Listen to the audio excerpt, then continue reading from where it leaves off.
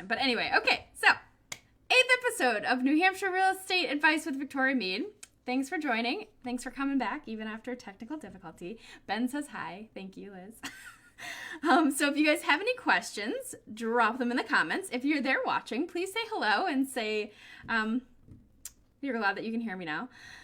All right, so on today's episode, I am going to talk about my 10 top tips on how to get your house listing ready. All right, let me pull back up my list here. Okay, so the biggest thing for me, declutter. Okay, so when you're looking at HGTV or you're looking at housing magazines or pictures online of really pretty houses, you always see them neat and staged a lot of times. And the biggest thing with that is there's not clutter everywhere. So you're going to be moving if you're planning on selling. So if you're going to move, that means you're going to pack up your stuff and you're going to move it. So you might as well pack up all the stuff that you're not going to use and put it to the side until closing. That way you can declutter the room. It will look really nice. You'll already be packed up part way. That's a win. And then the house will show really nicely.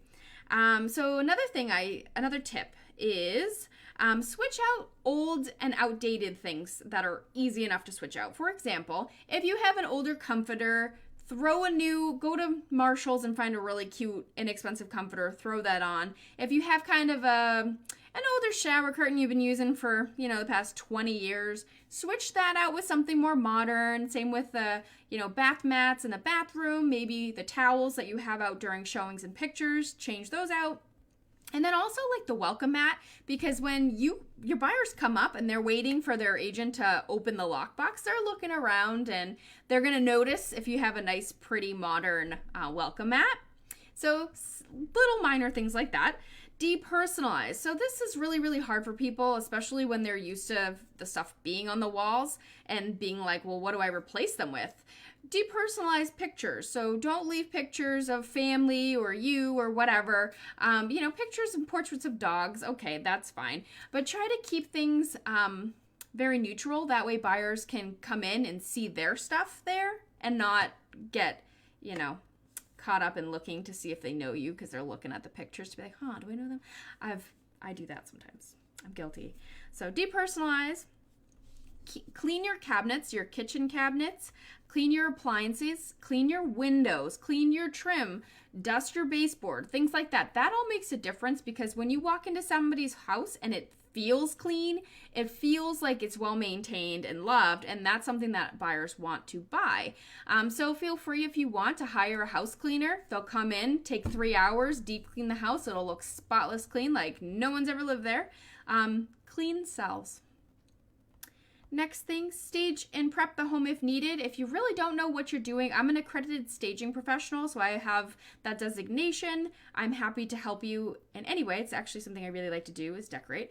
So if you want me to come over and kind of tell you, maybe move this over here, do this, I'm here to help with that. Or hire an actual staging person to come in and really move your stuff around or bring stuff in if it's an empty house and stage with their own furniture. That often helps. Take care of any odds and ends repairs needed. So if you had to put in a railing or something because it's been missing, or there's been holes you need to patch, things like that, get that done before the property is, the pictures are taken and before it's listed. That all does make a difference. I mean, I know a little bit of, small minor repairs seem like they're not a big deal, but when they all are together, it kind of adds to the whole showing that the property is loved type of feel. And if it has a bunch of issues, you can tell that the sellers may not care too much about the property, and that makes buyers sad. The most annoying thing, but a very effective thing, is put a fresh coat of paint on things. If you have really, really dark rooms, put some light gray. That's the new it color of this time period. Throw some gray paint on. If you have, scratched up or marked up walls, because kids, that happens, put a fresh coat of paint on that. That really does make a difference. If outside, things are looking a little rough because things are, the paint is chipping off, take the time to just scrape and paint it. It does make all the difference. Let's see. Make sure there's nothing on top of your fridge. So one thing that I learned in staging class actually was don't have anything on top of your fridge. You want to know why? Because it makes buyers think that there's not enough cabinet space. So I always say, put everything in cabinets. Take everything that you can off of your countertops, except for, the KitchenAid, mixer or the coffee maker, things like that. But don't leave a bunch of, odds and ends things on your counter, because then it makes it look more cluttered and smaller, and then it also gives the impression that there's not enough space for the stuff. That's a problem. So make sure kitchen's nice and neat and clean, counters nice and neat, and make sure there's nothing on top of the fridge. Another thing, let's see, that kind of went along with that one. So those are both, that was two items. And then lastly, mow your lawn, pick the weeds, make the outside look as best as possible, because that sometimes buyers, they won't even request a showing. They'll drive by first. And if they drive by and they're like, meh, they're not even going to come inside. So it's super important to have the outside looking the best it can. I mean, even if you go down to Lowe's and you get a bunch of, cute little shrubs or plants or whatever, and you plant it, get the mulch, don't spend a ton of money on it, but simple, but do something so it doesn't look like it's been neglected. So make sure the outside looks good. Mow your lawn for pictures, mow your lawn for when they're showing, because they're going to walk the property, that kind of stuff. Super easy. So those are my top 10 tips on how to get your home ready to list. I hope that helped at least one of you. Let's see. Okay. Yes, thank you, Ben, for your tech support. Martha, can you still not hear me?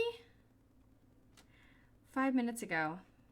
Hopefully she heard that. It looks like it's working from my end. All right. Is there any questions at all regarding listings, selling, buying, staging, anything? Oh, and also, to answer a question from last week, what is the average age of homes in the country?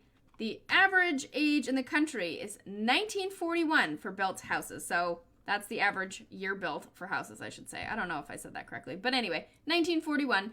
There was no way I could find out what the average year built was in New Hampshire. But I would have to imagine it being older, because there's a ton of old houses in New Hampshire. So, 1941. All right. There's no more questions. I'm going to log off, and I will be back next Friday at 7 p.m. Thanks for joining me. Bye.